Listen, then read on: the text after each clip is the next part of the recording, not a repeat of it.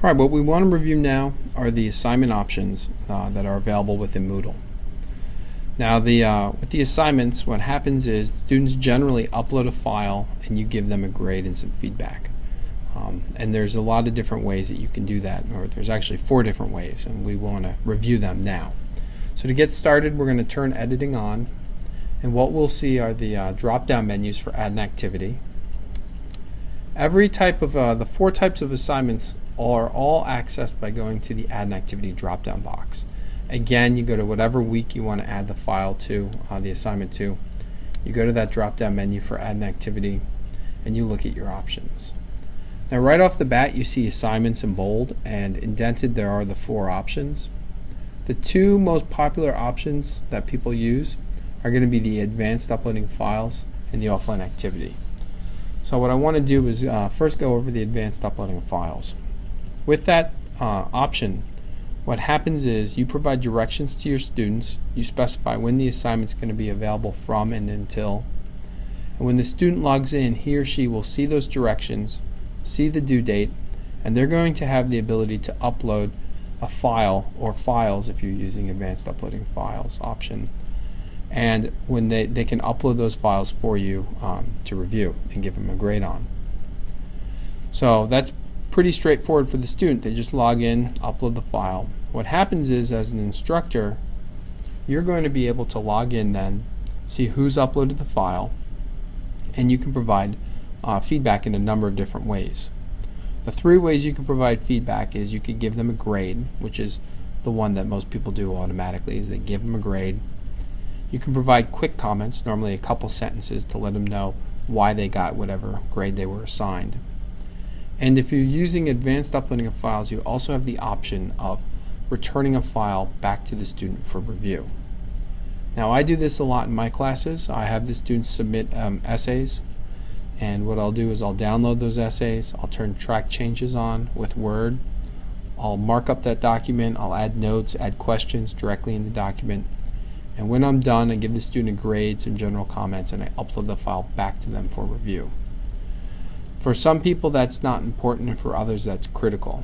If you need the ability to return files that you've marked up to your students, you need to make sure that you select the advanced uploading of files option, because that's not available in the other options, even the uploading of a single file.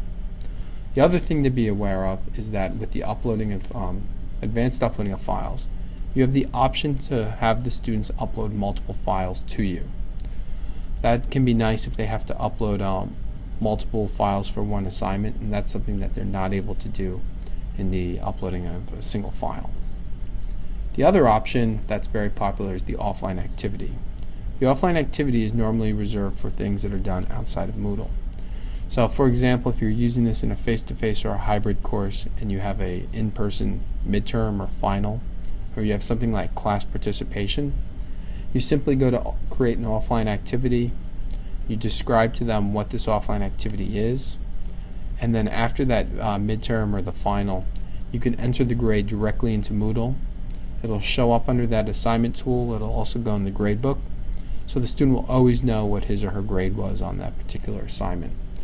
This is especially helpful, or it's a better alternative than just emailing grades to students, because we all know a lot of times they may lose the grade, they may have their inbox that's filled up, you may not have the right email address for them.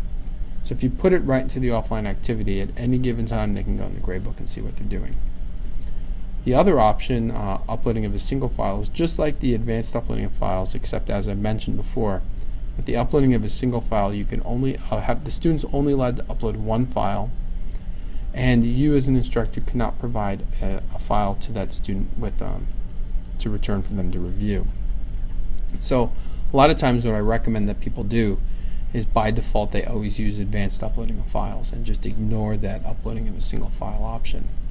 And finally, online text is not really used heavily here at NJIT, but what that does is you give them directions, you open the assignment up, and the student's expected to go into that assignment. They're going to get a window, the WYSIWYG, the what you see is what you get graphical window where they can edit and enter text directly into the screen.